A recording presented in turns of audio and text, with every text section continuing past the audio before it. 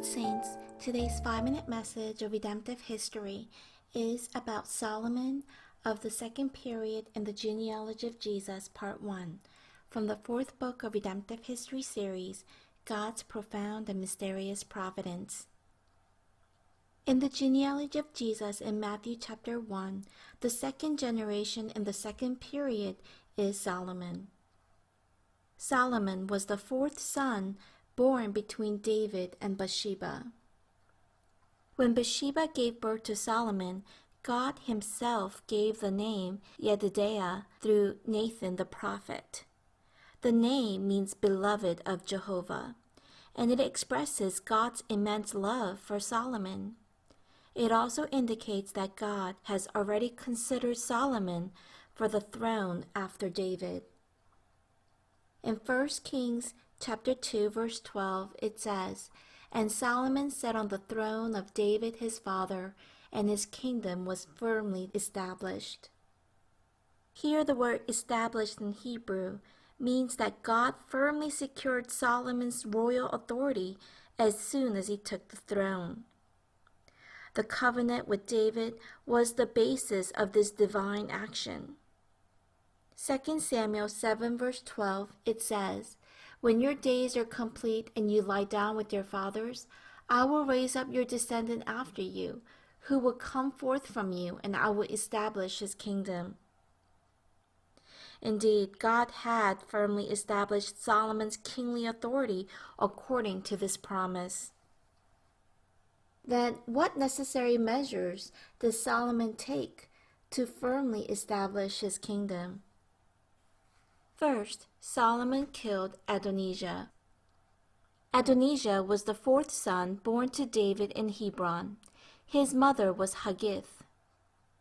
It was God's will that Solomon become king, but Adonijah plotted an insurrection to succeed the throne of David.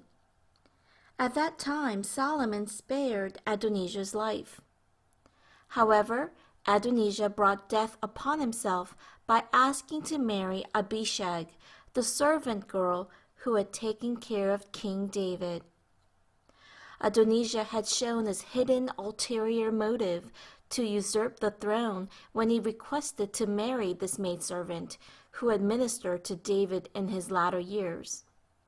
Therefore, Adonijah was killed because he challenged God's will by persistently pursuing his royal ambitions. In Psalms 107, verses 10 to 11 says, "Some sat in darkness, in utter darkness, prisoners suffering in iron chains, because they rebelled against God's commands and despised the plans of the Most High." Second, Solomon banished Abiathar the priest. Abiathar the priest supported Adonijah when he attempted to usurp the throne. 1 Kings chapter 1 verse 7 says, "Adonijah conferred with Joab son of Zeruiah and with Abiathar the priest, and they gave him their support." In the past, Abiathar participated in carrying the Ark of God into Jerusalem. Moreover, he was a priest anointed by God and was faithful to David during his trials. Therefore, he was not killed, but exiled to Anathoth.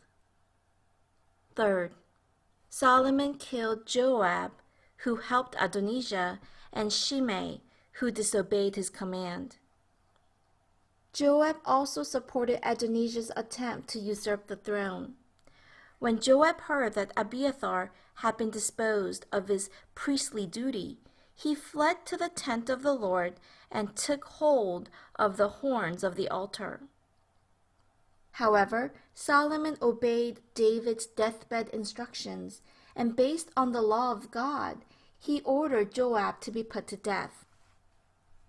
Shimei was the one who had cursed and thrown stones at David and his servants when they were fleeing from Absalom's revolt. So Solomon had warned that the moment Shimei stepped out of Jerusalem, he would be put to death. So when Shimei had broken his promise with Solomon by leaving Jerusalem, he was killed immediately. Everyone. Solomon firmly established the kingdom of Israel by upholding David's final wishes to eliminate the individuals who were impediments to the will of God.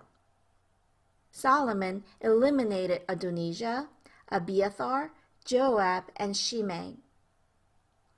Beloved saints, in order for God's will to be firmly established and flourishing, we must first eliminate the evil which displeases God. Do we also have such evil factors that displeases God amongst us?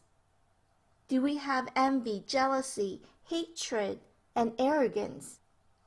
In our personal lives, family, business, jobs, church, this nation and people, let it all be firmly established. I bless in the name of the Lord.